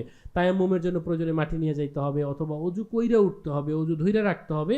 আমাদের এই সফরের সময় কোনো ওয়াক্ত নামাজ যেন মিস না হয়, এটা খুব সচেতন থাকতে হবে। সৌদি এয়ারলাইন্সের পিছনে এরকম 8-10 জন বা 5-7 জন নামাজ পড়তে পারে এরকম জায়গা আছে পিছনের সাইডে সৌদি এয়ারলাইন্সের, এখানে নামাজ পড়তে পারবেন। আপনাদেরকে যদি একটা সিঙ্গেল কাপড়ের এই সফরের মধ্যে আপনারা রাখতে পারেন, যে একটা পাতলা কাপড়ের জায়নামাজ কিনতে পাওয়া যায়, যে এইটা যদি ব্যাগে রাখেন, যে অবস্থায় আপনি যে প্লেনে দরজার পাশে বলেন অথবা গলি বলেন, ওইখানেও কিন্তু আপনি ওইটা বিছে নামাজ পড়তে পারবেন। যদিও বাথরুমে অজু করা নিষেধ, তারপরও একান্ত হইলে আপনি বাথরুমে গিয়ে অজু কইরা নামাজ যেন ভাই কোনো অবস্থায় মিস না হয়। তারপর জেদ্দা এয়ারপোর্টে আপনি যাওয়ার পরে বাসে করে আপনাকে নামানোর পর এইখানে একটা জিনিস হয় কি, যে একই এয়ারলাইন্সের যাত্রী, কারো সিট সামনে পড়ছে, কারো সিট পিছনে পড়ছে, ঠিক আছে। তখন মানুষ টেনশন করার কিছু নাই, আপনার কাছে যে ওই যে ট্যাগ আছে, ওই ট্যাগ অনুযায়ী আপনার ওই জায়গায় নিয়ে যাবে, ঠিক আছে। এটা নিয়ে টেনশন নাই যে হারে আমার গ্রুপের সবাই তো আগের বাসে চলে গেছে, এটা নিয়ে কোনো টেনশন করার প্রয়োজন নাই। নামার পরে এইখানে একটা ইস্যু হয় যে আপনার যদি নামাজ হাতে থাকে, যে জায়গায় জায়গা পাবেন নামাজে দাঁড়াই যাবেন। আসলে দুঃখজনক হইলেও সত্য যে তারা কর্তৃপক্ষ, ওই জায়গার সৌদি কর্তৃপক্ষ নামাজের ব্যাপারে খুবই গাফেল, তারা নামাজে দাঁড়াইতে দেয় না, ঠিক আছে। ফরজ নামাজ দাঁড়াইতে দেয় না, ঠিক আছে। তারা বাসে উঠাই দেয়, সিরিয়াল কইরা নামাজে দাঁড়াই যাবেন। যদি বাথরুমে যাইতে হয়, যাই করেন কেউ না কেউ বইলে যাবেন যে হ্যাঁ আমি বাথরুমে যাইতেছি, আমি এই জায়গায় যাইতেছি, অবশ্যই বইলে যাবেন। আচ্ছা, মক্কায় যাওয়ার পর মোবাইলের সিম সংগ্রহ করবেন, প্রয়োজন অনুযায়ী প্যাকেজ ক্রয় করবেন। বাংলাদেশ থেকে যাই দেখে যাইতে পারেন। যারা রোমিং করে যাবেন, আমার গত বছরের অভিজ্ঞতা হলো রোমিং করলে 4G পায়, আর ওই জায়গায় সিম কিনলে 5G পায়, ইন্টারনেট স্পিড ভালো পাওয়া যায়। এসটিসি, মোবাইলি, জেইন, এই তিনটা হলো মূল কোম্পানি। আপনি প্যাকেজ নিয়ে নিতে পারেন, যে 50 মিনিট এত জিবি, এইভাবে প্যাকেজ সহ কিনবেন। বাংলাদেশ থেকে যাওয়ার সময় প্যাকেজ দেখে যাইতে পারেন, এসটিসি, মোবাইলি আর জেইন, এই তিনটা কোম্পানি। ওইখানে যাওয়ার পরে আপনার মোবাইলের সিম বিক্রি করার জন্য প্রচুর বুথ আছে। ভিসা লাগে, ভিসার কপি লাগে, মোবাইলে থাকলেও হয়, ওইখান থেকে বায়োমেট্রিক দিয়ে ভিসা কিনতে হয়। তো প্যাকেজ কিনবেন, আপনারা সিম কিনবেন। অনেকে ফ্রি সিম দেয়, ফ্রি সিম কিনলে এগুলো রিচার্জ করে ঝামেলা, তার চেয়ে আপনি প্যাকেজ কিনবেন যে কথার কথা 20 GB 200 মিনিট, ওই মিনিটটা দেশের বাইরে ব্যবহার করা যায়। আচ্ছা, সৌদিতে কিন্তু হোয়াটসঅ্যাপ চলে না, হোয়াটসঅ্যাপে কল দেওয়া যায় না, ভয়েস মেসেজ দেওয়া যায়। সুতরাং যারা কল দিতে চান, ফেসবুকের মেসেঞ্জার চলে, ইমো চলে, সুতরাং এইগুলো বিকল্প অ্যাপগুলা মাথায় রাখবেন। সৌদিতে যাওয়ার পরে, হোটেলে যাওয়ার পরেই লোকেশনটা সেভ করা। নিজে বলেন অথবা সাথে যারা মা বোন আছে, যদি ছোট বাচ্চা থাকে, অবশ্যই হোটেলের কার্ড, রিসিপশন থেকে কার্ড নিয়ে তারপর সাথে দিয়ে দিবেন। এগুলো ছাড়াও যেন বাইরে বের না হয়। হোটেলে যাওয়ার সাথে সাথে প্রত্যেকটা হোটেলের রিসিপশন থেকেই তাদের ওয়াইফের পাসওয়ার্ড নিয়ে দেশে একটু জানাই দিতে পারেন যে হ্যাঁ হোটেলে এসে পৌঁছেছি, কারণ দেশের মানুষ পেরেশানি করে, টেনশন করে। টেম্পারেচারটা যদি আমরা দেখি, জুন জুলাইতে আমাদের 35-40 এইরকম, 35 থেকে 40 মানে টেম্পারেচার, মিনিমাম টেম্পারেচার হলো 28, কিন্তু যেহেতু বাতাসে হিউমিডিটি কম, বাতাস গরমটা আরও বেশি অনুভূত হয়। এটা হলো মক্কার, মদিনারও হলো 36-42-এর মতো। মিকাত হইল যে কেউ যদি হজ এবং উমরার উদ্দেশ্যে মক্কায় প্রবেশ করতে চায়, তাহলে যেই সীমানা থেকে তার এহরাম করতে হয় এটাকে মিকাত বলে। তো মিকাতের সীমানাটা যদি আমরা দেখি, এই হইল মক্কা আর ওই হইল মদিনা, এই যে ডিমের মতো যে জায়গাটা, এই হইল সীমানা। এই সীমানার মধ্যে দিয়ে যারা প্রবেশ করবে এটা মিকাত। তো আমাদের মিকাত হইল কর্নাল মানাজিল। আমরা যেহেতু পূর্ব দিক থেকে প্লেনে যাব, প্লেন ল্যান্ড করার ঠিক আধা ঘন্টা আগে, আধা ঘন্টা থেকে 40 মিনিট আগে যারা ইহরাম নিয়ে বাংলাদেশ থেকে করতে চান করতে পারেন। মক্কার হারামের সীমানা, হারাম মানে পবিত্র যে সীমানা আছে, ইব্রাহিম আলাইহিস সালাম যে পবিত্র সীমানা নির্ধারণ করে দিয়ে গেছেন, সেইটার পরিধি হইল এই যে জায়গাটা। এটাকে যদি আমি বাইতুল্লাহ ধরি, বাইতুল্লাহর এইরকম যে সীমানাটা, এটাকে হারামের সীমানা বলে। হারামের সীমানার কিছু এক্সট্রা বিধিনিষেধ আছে। হারামের এই যে হারামের বাউন্ডারি, এইটা হলো হারাম ঢোকার সময় আপনারা যখন ঢুকবেন মক্কায়, মক্কায় একটা হারামের বাউন্ডারি আছে, মদিনায় একটা হারামের বাউন্ডারি আছে। আচ্ছা, তারপর মক্কায় হারামের বাউন্ডারির মধ্যেই আমরা থাকবো। যারা হজে যাচ্ছি মক্কা মদিনায় সবাই হারামের সীমানার মধ্যেই রাখবে। এদের মধ্যে কিছু বিধিনিষেধ আছে। গাছপালা কাটা যাবে না, ওই হারামের বাউন্ডারির মধ্যে কোনো গাছপালা কাটা যাবে না। তারপর মালিকের সন্তানের উদ্দেশ্য ছাড়া কোনো হারানো বস্তু তুলে নেওয়া যাবে না। তারপর হলো এখানে যুদ্ধের উদ্দেশ্যে অস্ত্র বহন করা যাবে না। এই যে উপরের বিধিনিষেধগুলো, এগুলো মদিনার হারামের জন্য মেনে চলতে হবে। তারপর নিরাপদ অঞ্চল, এইখানে দেখবেন যে এইরকম কবুতর আছে, প্রচুর কবুতর, ঠিক আছে, কোনো জিনিসকে হত্যা করা যাবে না। এই ভিতরের যে জায়গাটা দেখতেছেন, বাইরের যে জায়গাটা দেখতেছেন, এইটা হলো মিকাতের সীমানা, আর ভিতরের যেটা দেখতেছেন এটা হলো হারামের সীমানা, ঠিক আছে। এরপর মক্কা অবস্থানকালীন কিছু সমস্যা, একটা আমরা বাসা হারাই যায়, অসুস্থ হওয়া, এজেন্সি কর্তৃক যথাযথ সার্ভিস না দেওয়া, মসজিদুল হারামে ভিড়, সবসময় মসজিদে প্রবেশ করতে দেয় না, খাবার নিয়ে মসজিদে প্রবেশ করতে দেয় না, মসজিদ থেকে জমজমের পানি সংগ্রহ করতে না দেওয়া, এই সমস্যা এবং এটার সমাধান নিয়ে আমি কথা বলে আমার কথা শেষ করব। বাসা বা হোটেল যদি হারাই ফেলান, ঠিক আছে, যে অবস্থায় যে কোনো সময়, তাহলে ওইখানে আপনার সৌদি আরব যাওয়ার পরে কখনো আপনার সৌদি আরব মনে হবে না। রাস্তার আশেপাশে যত ক্লিনার সব বাংলাদেশি, ঠিক আছে। তাদেরকে জিজ্ঞেস করবেন যে ভাই আমি মেসফালা কুবরি, কুবরি শব্দের অর্থ হলো যে ফ্লাইওভার, ঠিক আছে, মেসফালা কুবরির ওইখানে যাব, ট্যাক্সি ড্রাইভারের মেসফালা কুবরির ওইখানে যাওয়ার পর কুবরির একটু সামনেই বাংলাদেশ হজ মিশনের অফিস আছে। আপনি ওইখানে যদি উপস্থিত হইতে পারেন, অথবা একজন হারাই গেছে তাকেও যদি ওইখানে পাঠাইতে পারেন হজ মিশনে, তাইলে তারা নাম দেখাই ওই এজেন্সিকে খুঁজে বাইর করিয়া তার জন্য ওইখানে থাকার ব্যবস্থা করবে, খাওয়ার ব্যবস্থা করবে, এবং এজেন্সি যেন তাকে, এজেন্সির মোয়াল্লেম যেন এসে তাকে নিয়ে যায় সেই ব্যবস্থা করবে। তাহলে আপনারা হারাই গেলে কোথায় যাবেন? এই যে হজ অফিস, বাংলাদেশ হজ অফিস মেসফালা কুবরির একটুখানি সামনেই, ঠিক আছে। এখানে চলে গেলেই আপনি আলহামদুলিল্লাহ সমাধান পেয়ে যাবেন, যে কোনো ধরনের ঝামেলায় আপনি সমাধান পেয়ে যাবেন। এরপর মেসফালা কুবরির এর একটুখানি সামনেই আছে ক্লিনিক, বাংলাদেশি ক্লিনিক, এটা বাংলাদেশি সরকারি ক্লিনিক। তো আপনি যদি এমনকি বাসায় একজন মানুষ বেশি অসুস্থ হয়ে গেছে, আপনি যদি ওইখানে খবর দেন, তাহলে তারা অ্যাম্বুলেন্স পাঠাই বাসা থেকে নিয়ে যাবে। তারা যদি চিকিৎসার ওই লেভেল পর্যন্ত না করতে পারে, ওইখানে বেড আছে, স্যালাইন দেওয়া হয়, টুকটাক মানে যে ধরনের চিকিৎসাগুলো করা হয়, এরপর যদি না পারে তাহলে তারাই সৌদির বিভিন্ন হাসপাতালে পাঠাই দিবে, এবং ওইখানে চিকিৎসা সম্পূর্ণ দায়িত্ব সৌদি সরকারের, এমনকি অ্যাটেন্ডেন্টও লাগবে না, তারা অ্যাটেন্ডেন্ট দিবে, ঠিক আছে। বেশি অসুস্থ হইলে তারা অ্যাম্বুলেন্সে কইরা, হেলিকপ্টারে কইরা হজের দিন আরাফার ময়দান থেকে ঘুরেই আনবে, সব ব্যবস্থা আছে, ঠিক আছে। আচ্ছা, তারপর এজেন্সি কর্তৃক যথাযথ সার্ভিস না দেয়, একেবারে যেটা টলারেবল না, তাইলে আপনারা হজ অফিসে জানাবেন, তারা ইমিডিয়েট ব্যবস্থা নেবে। মসজিদুল হারামে অজুখানা এবং বাথরুমে ভিড়, এইটা একটু কৌশলটা কি, মক্কা এবং মদিনায় বাথরুমগুলো ডাবল বেসমেন্টে, দুইটা বেসমেন্ট, একতলা নিচতলা, নিচতলা আর আরও এক নিচতলা।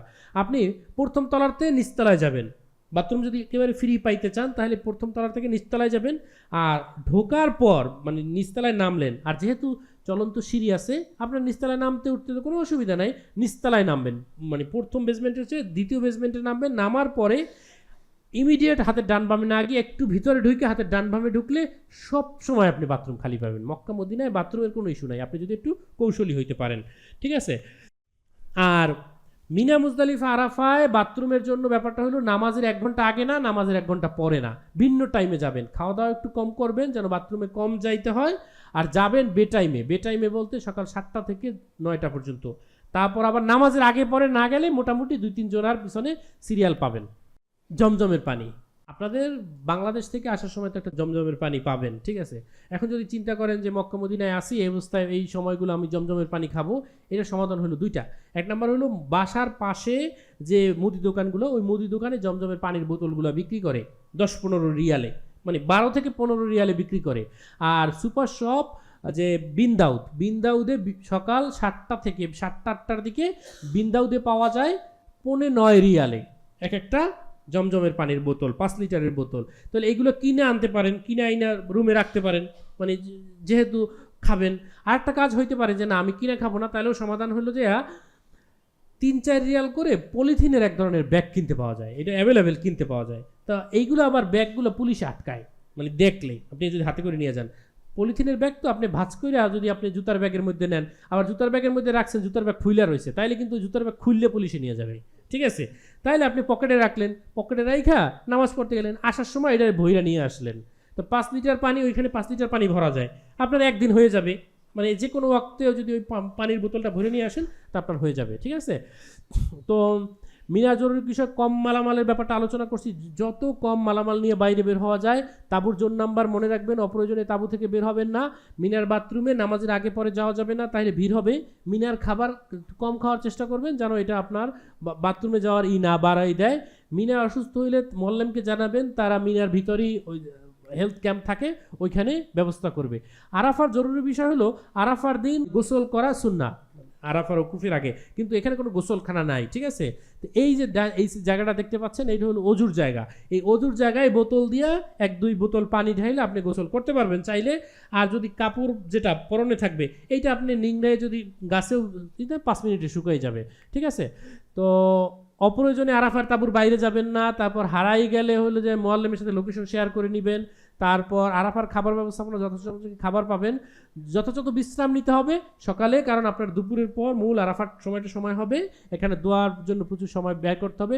মসজিদে নামিরা লোকেশন দেখে যদি কাছাকাছি মনে হয় তাহলে মসজিদে নামিরা যাইতে পারেন। আপনি যদি কনফিডেন্ট হন যে হ্যাঁ আমি যাইয়া আবার ফেরত আসতে পারবো, তাহলে গ্রুপ আকারে যাইতে পারেন। মুজদালিফায় খাবার পানি নিজের দায়িত্বে সংগ্রহ করতে হবে, এটা আলোচনা করছিলাম। অজু বাথরুমের জন্য এক জায়গায় যাওয়ার পর মুজদালিফায় একটা গ্রুপ গেলেন, নিজের বিছনা চাদর বিছাইলেন, 1-2 জন থাকলেন, বাকিরা বাথরুমে গেলেন, তারা আসলো, তারপর আপনি গেলেন। তারপর পাথর সংগ্রহ করতে হবে, হারাই গেলে তো এখন খুবই ক্রাইসিস। এইখানে মিনা থেকে যখন আপনি মক্কায় আসবেন 4টা টানেল আছে, আজিজিয়ার ওখানে 4টা টানেল আছে। এটা আপনার বাসা কোথায় এটার উপরে নির্ভর করে যে আপনি কোন টানেল ব্যবহার করবেন। আপনার বাসা যদি হয় আজিয়াদ, ঠিক আছে, তাহলে সবচেয়ে বামের টানেল ব্যবহার করবেন, ঠিক আছে।